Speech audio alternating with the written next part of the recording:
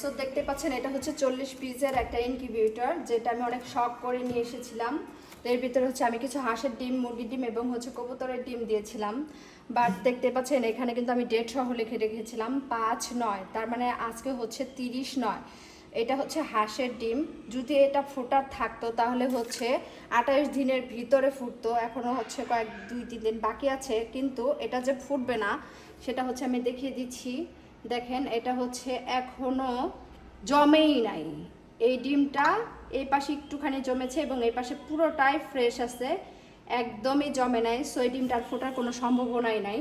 এই যে আমি একটা মুরগির ডিম দিয়ে দেখাই, এটা একদমই কালো, এটা হচ্ছে একদম মানে একটু গন্ধ হয়ে গেছে, এই পাশটা হচ্ছে শুকিয়ে গেছে। তো এই সবগুলা ডিমই হচ্ছে আমার নষ্ট হয়ে গেছে।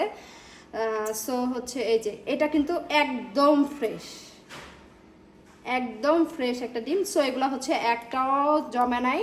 আর এর আমি একটু কারণ জিজ্ঞেস করাতে একজন ছোট ভাই আমাকে বলেছে যে এটার টেম্পারেচারটা বেশি হয়ে গেছিল, এটা হচ্ছে 38-এর উপরে হয়ে গিয়েছিল। আর আমি যেটা বুঝি নাই সেটা হচ্ছে 7 দিন পরে যে ক্যান্ডেলিং করতে হয় সেটা আসলে আমি বুঝতে পারি নাই। এর জন্য হচ্ছে এই ডিমগুলার সবগুলা ডিম নষ্ট হয়ে গেছে আমার। এই যে দেখতে পাচ্ছেন এই সবগুলা ডিমই হচ্ছে আমার নষ্ট ডিম।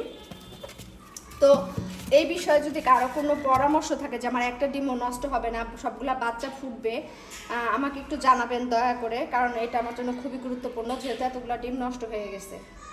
So good bye, tata.